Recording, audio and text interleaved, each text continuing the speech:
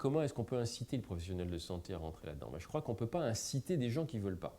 En revanche, c'est très important d'identifier ceux à qui ça ferait plaisir et qui seraient intéressés par le fait de le faire, mais il faut les gratifier, il ne faut pas que ce soit un poids supplémentaire par rapport à leur travail. C'est-à-dire, s'il y a moyen, par exemple, de donner des gratifications qui peuvent être des gratifications économiques ou des gratifications en termes de, comment dirais-je, de statut ou de diplôme ou de je ne sais pas. Enfin, il faut les trouver. Il ne faut pas que ce soit quelque chose que les gens fassent seulement sur leur temps, à eux en plus, parce qu'il y a un burn-out qui est risqué, et puis parce qu'il n'y a aucune raison de les exploiter ou de leur donner le sentiment qu'ils sont exploités. Mais je pense que c'est d'abord en cherchant ceux qui sont bien là-dedans, bien dans ce type de communication, et en les valorisant et en les gratifiant, qu'ensuite on va en faire venir d'autres qui n'osent pas, ou qui pensent qu'ils ne seraient pas bons alors qu'ils le seraient peut-être, etc. Mais pas en obligeant ceux qui ne veulent pas, ou en disant « il faut que vous le fassiez ». Non, on ne peut pas obliger un soignant à faire quelque chose qu'il ne sait pas faire ou qu'il ne veut pas faire, il le fera mal. Moi, il y a une chose, en tout cas, moi j'ai un souhait. J'aurais un souhait, c'est de... Je ne sais pas si ça existe, et j'aimerais que ça existe, c'est qu'il y ait des forums de soignants interprofessionnels.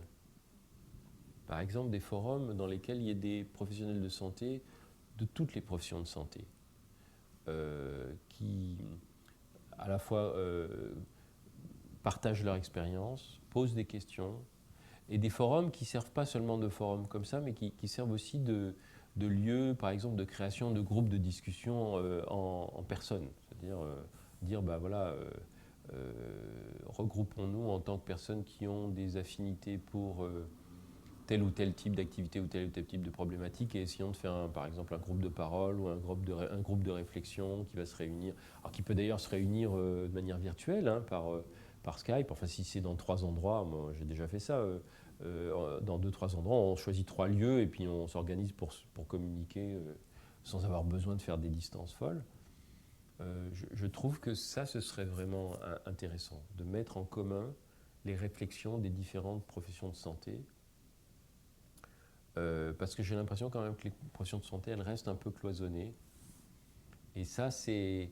On peut pas d'un côté dire, on veut communiquer avec les patients et puis ne pas communiquer entre nous. Parce qu'on a tous à apprendre.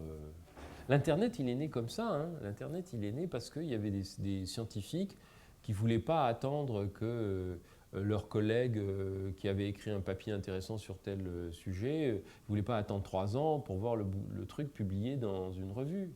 Alors ils échangeaient leurs informations, ils se sont trouvés des systèmes pour échanger des informations tout de suite. Je sais qu'il y a des conventions, où il y a des colloques auxquels je vais retrouver des gens que je connais seulement que je connais surtout par l'intermédiaire de l'Internet et que je vais pouvoir rencontrer une fois. Peut-être qu'on va en plus créer quelque chose à partir de ça. Donc je trouve que c'est important que ce soit...